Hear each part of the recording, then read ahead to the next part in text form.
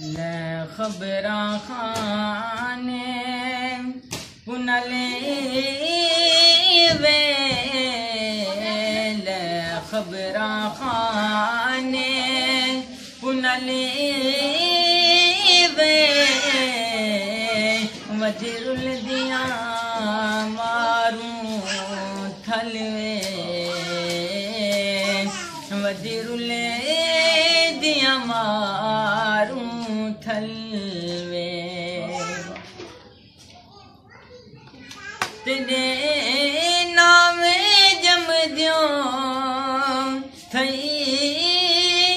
हम तेरे नाम जम दियो थई हम इन सुला सागे जय हम इन सुला सागे जय हम वसीरों दे उमेरा गले वे वसीरों दे उमेरा गले वे लह खबरा खाने पुनलवे वजीरुल दिया मारूं थलवे मेरे कौन अदर दे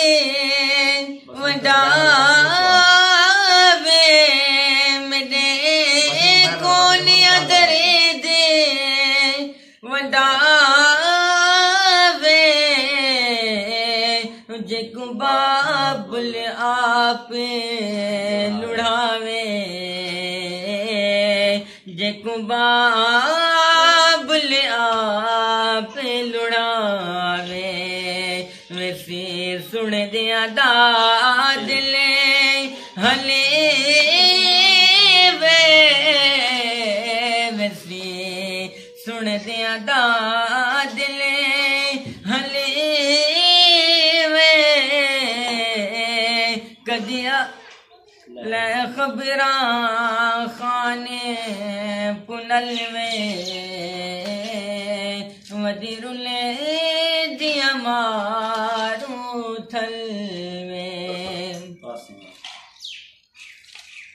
दुखे अमड़ी दाजे गिड़ाया दुखे अमड़ी लाजे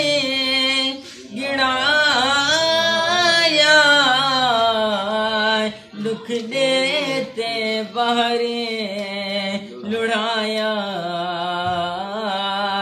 दुख देते बहरे लुढ़ाया गया धोबियां दे घरे पले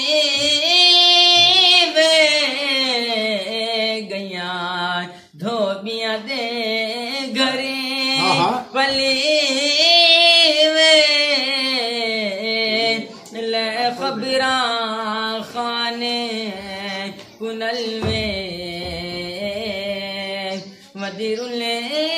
दिया मारूं थलवे मेरा दानिश दर्द लिखे मेरा दानिश दर्द लिखे बे आशिका को सुने वैसन बे आशिका को सुन वैसन वैसी इश्क दा भां बने बले वे वैसी इश्क दा भां बने बले वे ले खबरा खाने पुनलवे वजीरुल दिया मारूं थलवे। दोस्तों, ये मेरा मुलेर मेरे मामू सिंह सजाद साहब का पुत्र है, पोतरे साहब हैं, बल्कि माशाल्लाह बहुत अच्छी आवाज़ है। काफ़ी तो बहुत लंबी है, लेकिन इन्हें सिर्फ मुख्तसर 4 शेर पर नज़र किते ने। माशाल्लाह आवाज़ बहुत अच्छी है। और तुसा दोस्तों को इनकी तवक्को रखे सो कि तुसा इन बारे राय दसो। अगर तो आपकी आवाज़ अच्छी लगी है और कलाम अच्छा लगे तो अपनी राय दसो, ताकि नेक्स्ट वीडियो भी तुम्हारे कने आंदे रहें। तो तुसा मेहरबानी करते ID को परवाना प्रोडक्शन यूट्यूब चैनल को परवाना प्रोडक्शन यूट्यूब चैनल के अलावा फेसबुक के पेज को भी लाइक करे सो। तो मोहब्बत हुसैन, मैं तो अपना साजिद परवाना, शुक्रिया।